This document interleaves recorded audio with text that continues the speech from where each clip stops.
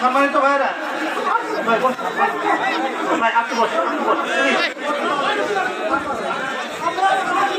সম্মানিত ভাইরা, আমার কথা শোনেন আগে, আপনি আমার কথা শোনেন। না না না না, আমার কথাকে শুনতে হবে, আমার কথা শুনতে হবে, আমার কথা শোনাই লাগবে তোমাদের, আমার কথা শোনাই লাগবে। তোমরা গরু হিসেবে আমার কিনে নিয়ে শুনি না ভাই, না বলতে দেন, আমার বলতে দেন, আমার বলতে দেন। এই যে রৌফ ভাই বলিছে না টাকা ছাড়া বক্তা আসেনি, এটা বক্তাদের একটা দুর্নাম, এটা বক্তাদের দুর্নাম। আমি টাকা নিয়ে আসিনি, কথা ভুল কথা। আমি টাকা না না রাখেন রাখেন রাখেন, আমার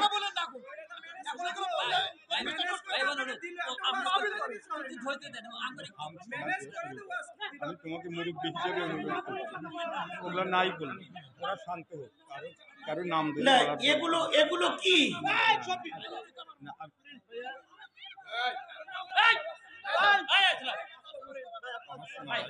তুমি হাম ছানা, আপনি হাম ছানাটা কয়ে চলে যাবেন, কি বললো শোলে, ও জুতো মারবে।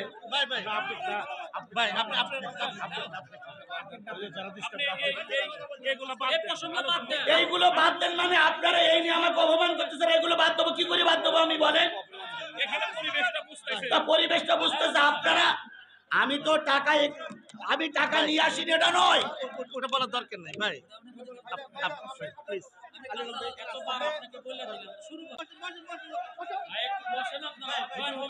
সবাই যদি সবাই শোনেন, সবাই চলে গেলে তো সমাধান হবে না। আপনারা আমাকে ভালোবাসেন না, আপনারা আমাকে ভালোবাসেন না। যদি ভালো না, শোনেন শোনেন, সবাইকে নিয়ে তো সমাধান হবে। তা সে আপনারা বসেন বসেন বসেন, সবাই যদি চলে যান তাহলে তো হবে না, বসেন। আজকের বসুন, সবাই বসুন। আজকের এই যে দৃশ্যটা, যে অবস্থাটা, এই মিডিয়ার মাধ্যমে গোটা বিশ্ব দেখতেছে, গোটা বিশ্ব দেখতেছে। এইটাই মিডিয়া দেবে, কারণ কেন দেবে না? এরা তো দেবাবতের জন্য ফরজ। মানুষের গুণাগান দেখতে হবে না? কে কেমন আচরণ করতেছে এটা দেখা লাগবে না? অবশ্যই দেখা লাগবে। আমি একজন মুসলমান, আপনি একজন মুসলমান, অবশ্যই দেখা লাগবে।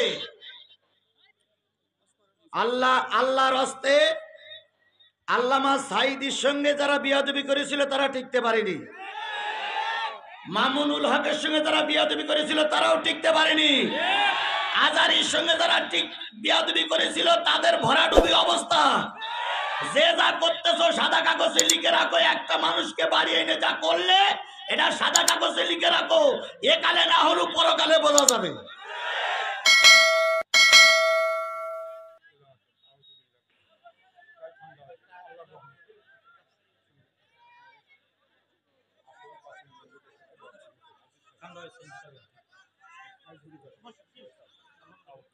আমি সূরা আল ইমরানের 104 নম্বর আয়াত জাতির সামনে তেলাওয়াত করেছি। তেলাওয়াতকৃত আয়াতটার অর্থ হলো, তোমাদের ভিতর থেকে একটা উম্মত থাকবে, ওয়ালতাকুম মিনকুম উম্মাতুন।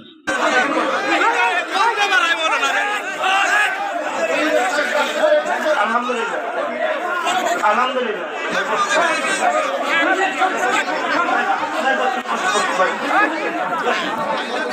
আলহামদুলিল্লাহ। সম্মানিত ভাইরা, ভাই বস, ভাই আপনি বসেন,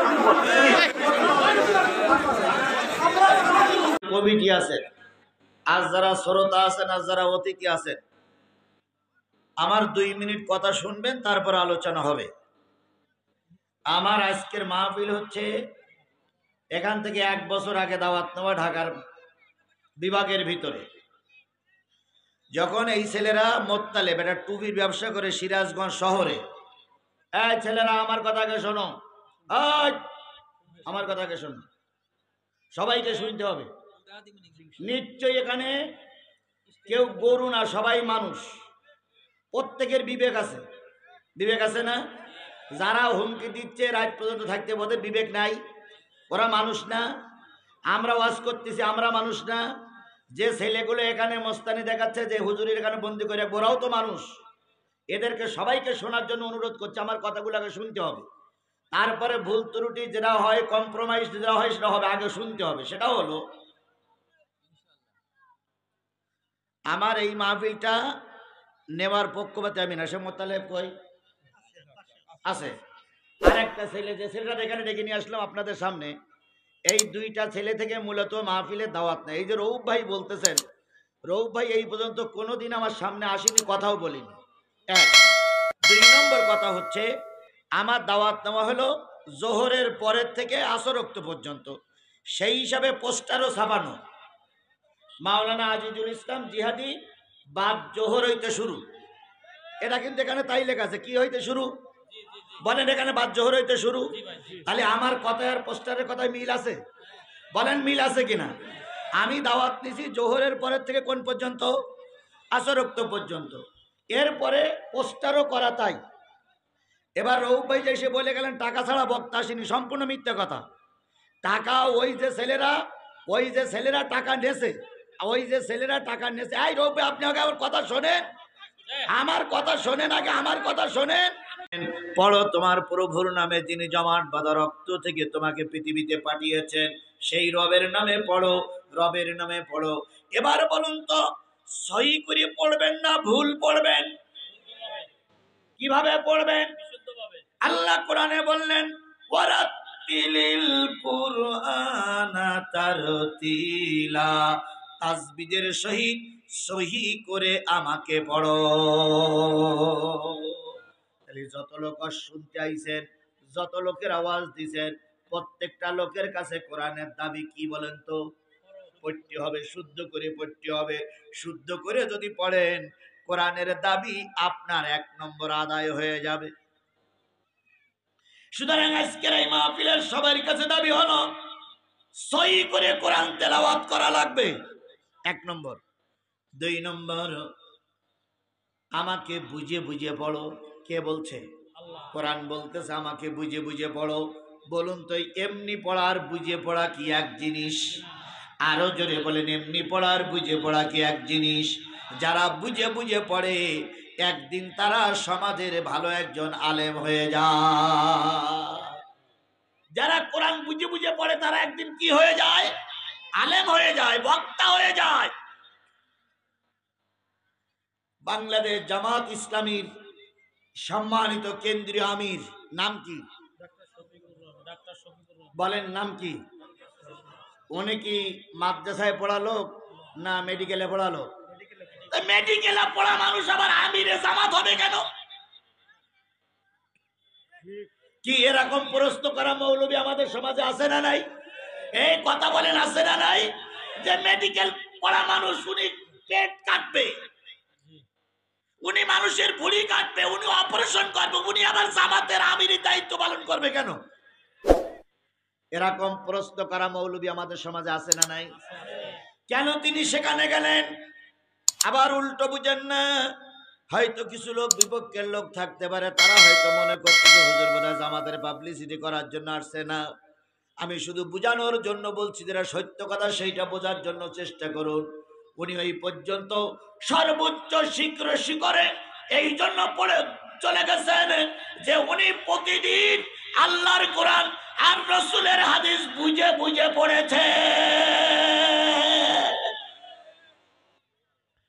তুমি আর আমি কোরআনের 2 নম্বর দাবিটা মেনে নেই, আজকের থেকে কোরআন বুঝে বুঝে পড়ি, তাহলে 1 বছর পরে কয়টা আয়াত বুঝে পড়া হবে? এই কথা বলেন না কেন? 1 বছর পরে কয়টা আয়াত বুঝে পড়া হলো? 365টা। 1 বছর পরে কয়টা হাদিস বুঝে পড়া হলো? 365টা। তাহলে 365টা হাদিস আর 365টা কোরআনের আয়াত যদি বছরে পড়িয়ে শেষ করা যায় বুঝে বুঝে, 4-5-6 বছর পরে কোরআন শরীফ শেষ হয়ে গেল। আপনি সেখান থেকে কথা বলতে পারবেন, বাইরের বক্তা ভাড়া করে অপমান করা লাগবে না।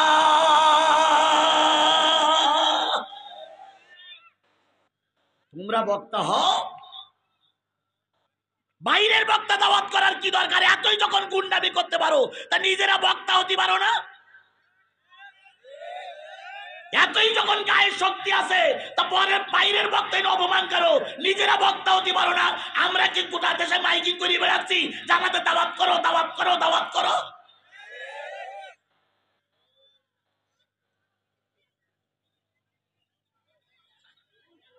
তোমাদের মতো লোকের